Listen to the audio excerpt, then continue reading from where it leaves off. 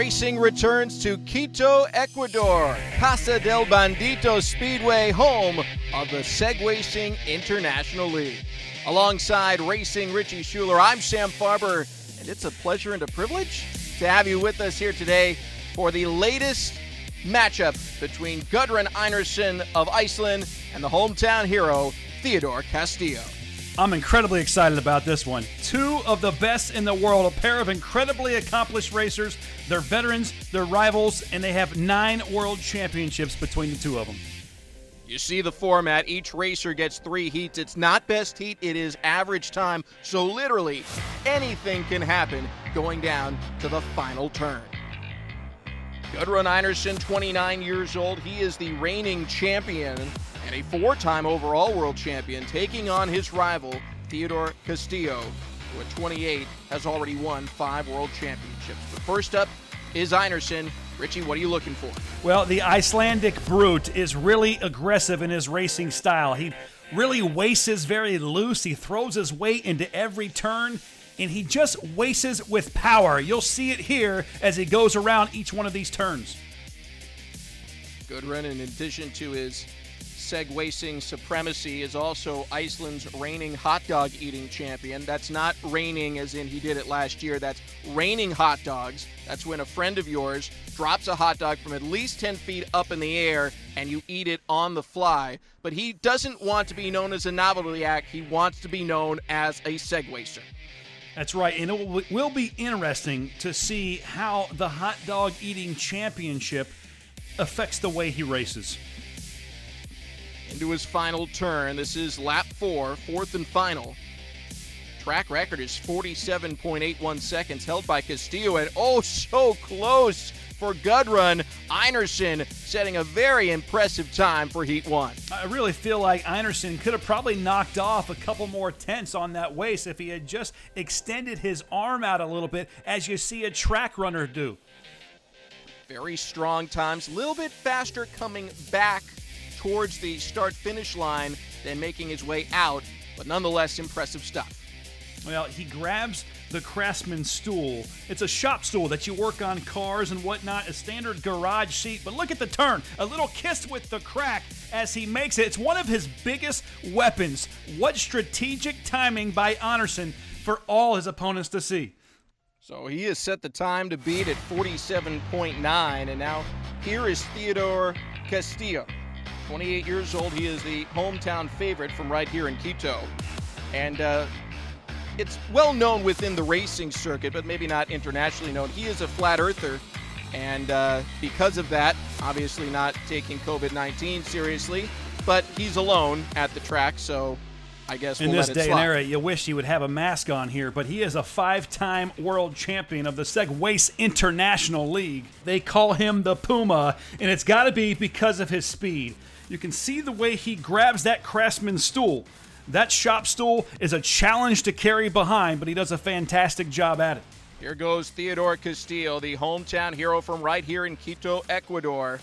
He held the track record coming in as well as the 4 fastest times, but clearly Gudrun has his sights set on taking that track record in addition to the championship away.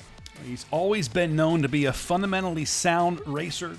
He's a little conservative. He's willing to sacrifice style for a tight time if need be. Goes with the Superman extension. And look at the time, 46.3 seconds. A new track record. Track record, Richie. New track record. Wow. Just wow. Castillo making things happen already, and that's why he is a 5-time world champion in the Segwacing International League. Holds the 4 fastest times on this is home track. Now he holds 5 after posting a time of 46.3 seconds, lowering the course record by a second and a half, Richie. I mean, he's quite impressive, and sometimes you wonder, does the mask have something to do with the weight of Einarsson and making his times a little bit slower than Castillo?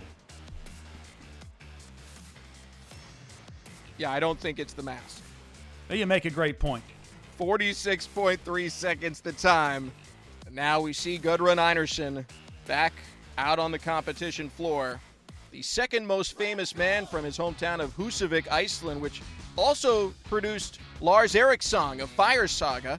Lars' inspiration came from seeing the Eurovision Song Contest as a child. Gudrun's came from being told you can't ski jump in the summer.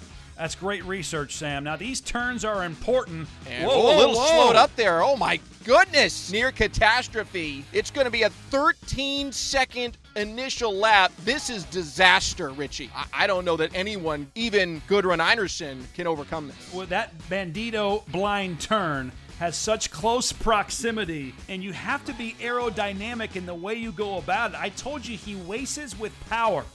And sometimes that slows down his time, but the advantage he has with the power he uses is oftentimes he's under good body control. He lost a little bit of that on that turn, and I think that's going to hurt him here down the stretch. Solid final lap, but that initial bobble on the Bandito blind turn, too much to overcome. 48 seconds. Within a tenth of a second of his first heat time, you got to wonder what he would have been able to do had he not had that stumble. Let's take a closer look at it. Richie, what went wrong? Well, Einarsson typically is really good and controlled around those turns. He just lost his balance. I don't think he had his knees bent down far enough. Now, he looked like he was going to make it up for just a little bit. Hey, he's cracking a smile as he goes around that turnabout. But a lot of it comes down to Einarsson's powered management. He's got to watch that powered management so he can finish the course strong.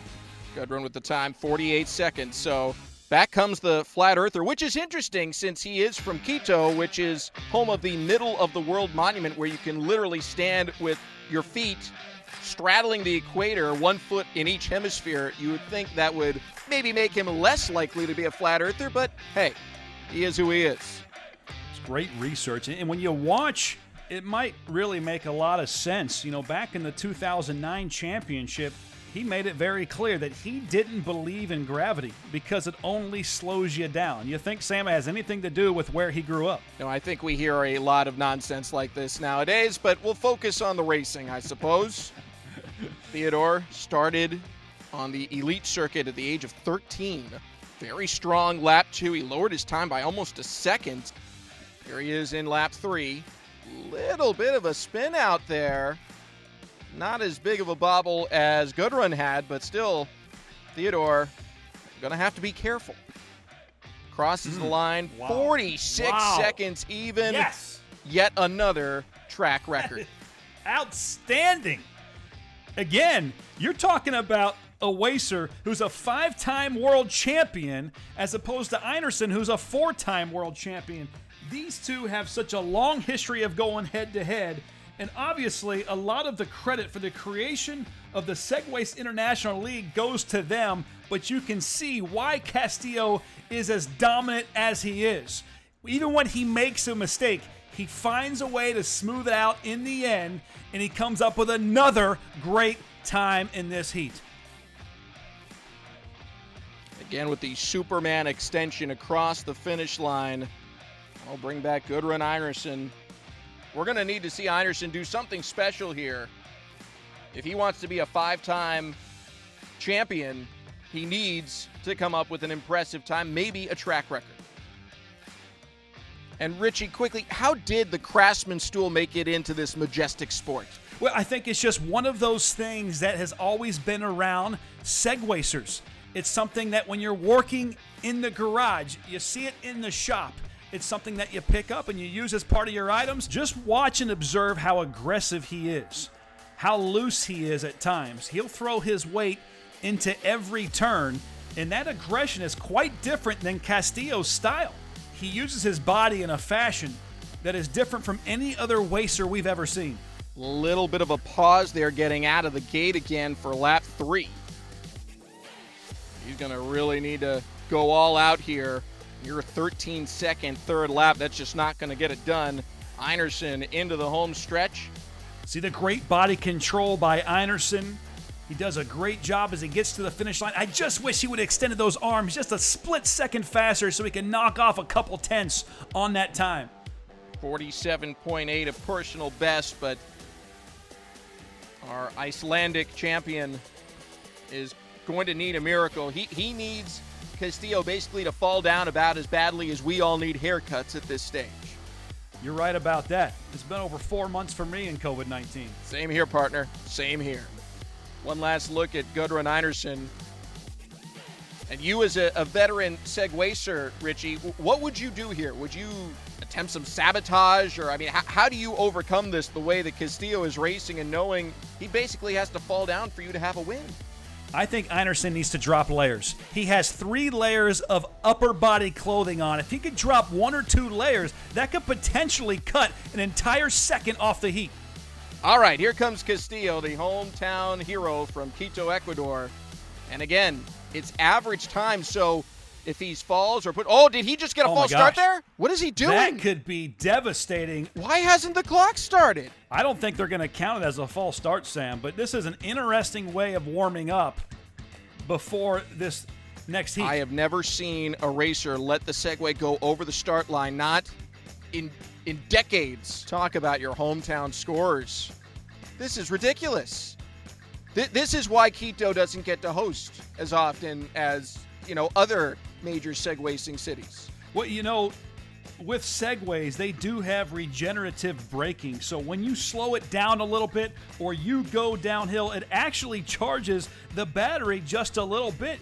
And you wonder if that technique that he did before warming up had something to do with regenerative braking. Very much could.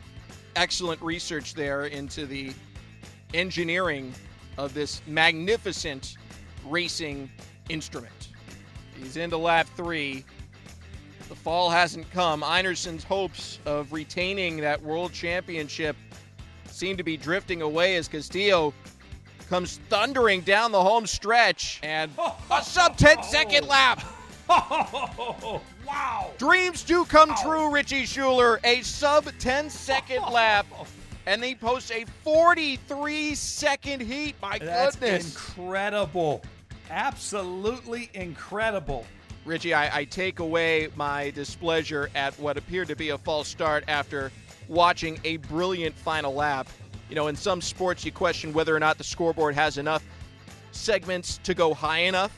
We were curious if it had enough segments to go low enough to put up a sub 10-second time. Apparently, it's a clock, so we do.